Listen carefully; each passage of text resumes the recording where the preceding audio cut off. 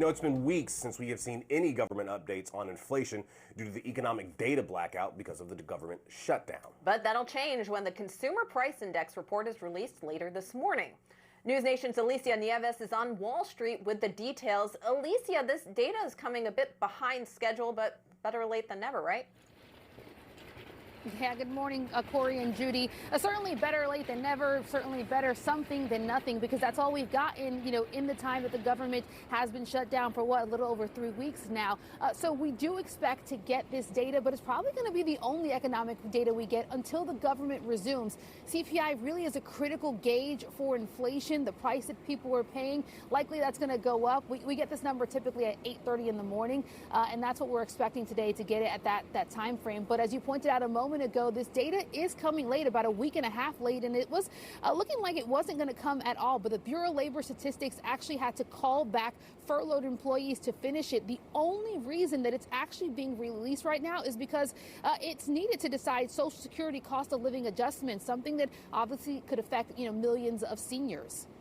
They called them back and they said, we need this calculation because by law, we have to put it out there so that the Social Security cost of living adjustment can be calculated and then put into play for January. Technically, if inflation comes in higher, then the cost of living adjustment for Social Security next year will be higher. So here's what we're expecting. We're expecting yet again prices to go up. 3.1% is going to be the number to look for year over year. That is compared to the previous report that showed 2.9% month over month, looking at see a read of about 0.4% higher. Anything higher than that could not only affect Social Security, as Doug Flynn was pointing out there, but really could also impact today financial markets. Markets looking to open to the upside, this morning. But again, if that read comes in higher than expected, that could see markets pulling back when the bell opens officially at 9:30 a.m. Eastern time. Beyond that, though, next week we're supposed to get that critical, decision from the Fed on whether we're going to see another rate cut when inflation is higher. And if this report shows that inflation is higher than the expectation here, that reduces the probability that we get a rate cut. Although right now it's like 99% probable, according to the CME Fed Watch tool, that we'll get at least 0.25% a rate cut on next Wednesday. Alicia, as you mentioned, something is better than nothing, but given the shutdown and the lack of staff at the Bureau, how reliable is this data going to be? That's a really good question. And quite frankly, a lot of people here on Wall Street, that's probably the bigger question they have at top of mind.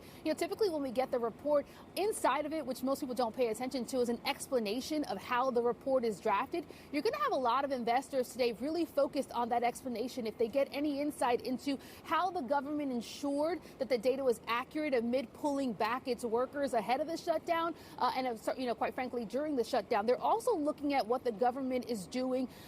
Right now, they're not collecting data for the October, CPI report. If there's any indication there about what the government is going to do to increase accuracy, that's even more highlighted when you factor in, a couple months ago, the president was really vocal about his concerns with the BLS and the accuracy of data when we had those major revisions. So Wall Street eyeing this very closely. If we don't get any indication in this report, or not enough indication in this report of, an explanation of accuracy and what the government is doing to mitigate the pullback of workers, you could probably see financial markets pulled back on some pessimism that the only data we're getting may not potentially be a reliable data. But we'll know more when this data actually drops at 8:30 this morning. Corey, Judy.